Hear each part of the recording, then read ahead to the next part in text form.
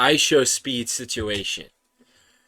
Ishowspeed is getting attention for calling out Logan Paul for buying the first edition of One Piece. One Piece is known for being one of the world's most famous manga slash anime ever, and yeah, Logan Paul is a known collector, basically for tax write-offs, and he is buying the first edition of One Piece. He dropped 450 to 500K on this one edition of One Piece. And essentially, why is this all important? Why is this a situation? Other than him just hoarding objects? Well, Ishowspeed called him out and for not knowing One Piece and absolutely ratioed him on Twitter. To like 260K likes to 20K likes. That is pretty insane.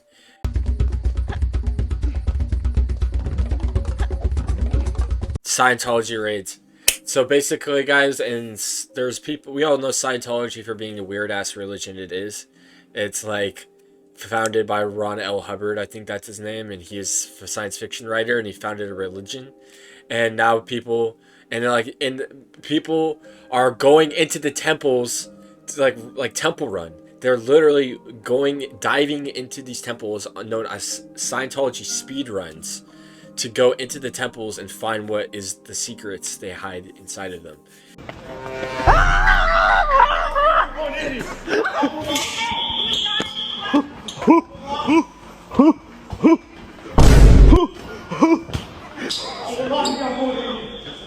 Wow, it's nice in here. Are you committing a mistake?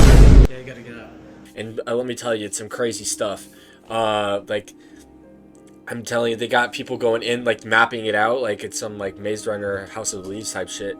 And, like, you know, I've seen them literally get, the Scientologists get up one by one and, like, cover the windows and everything to stop these people from going in, these Maze Runners from going in and mapping the insides of the Scientology place.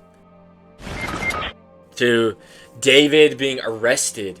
So David is, you know, a very important, influential figure. I actually don't listen to his music myself, but apparently he was a Fortnite montage editor and then turned professional musician for several years. And what I know him for is that months back, people accused him of murdering this young girl named Celeste. And basically, the police did not arrest him. And at first, it seemed like a meme. Like, if the police didn't arrest him, then it's not that serious, right? No, the police did arrest him now, and they apparently have serious evidence against him, including lying in wait. So he basically lied to the police about all this. Now they're probably pissed off that they have the evidence that he did it. So now that, because they thought he was a famous singer so he could get off. So now they're like, oh my fucking god, you almost got us. Type shit. So now that he's on the charge with all the evidence, supposedly, he's gonna get a pretty heavy sentence. They're talking about death sentence, bruh. I don't think he's gonna get the death sentence, bruh. Like, I hope, like, that'd be kind of crazy. We're just executing the former singer. I mean, I guess he kind of deserves it. I don't know. It's a complicated situation, guys. Let me know what you think in the comments. Moving on. David, so we have the Piers Morgan situation. So basically, guys, Piers Morgan, you know, so he is online for humiliating people, and like gotcha moments, and like he invites a lot of like Zoomer influential Instagram people over. I don't really know a lot of these people. This random guy that I've never heard of was on his show, and he was like had this moment where he was trying to find a Bible verse. Let me look up his name. Russell Brand. Russell Brand was like this guy. He was famous for being an actor or something. I'm not sure.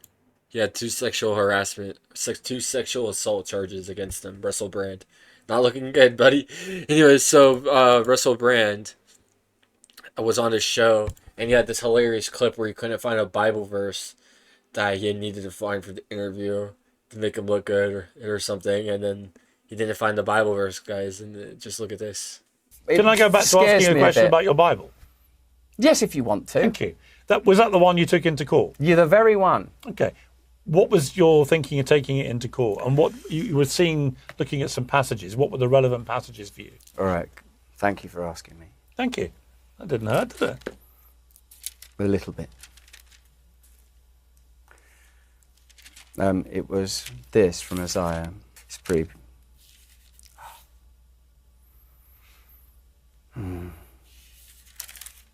It's this.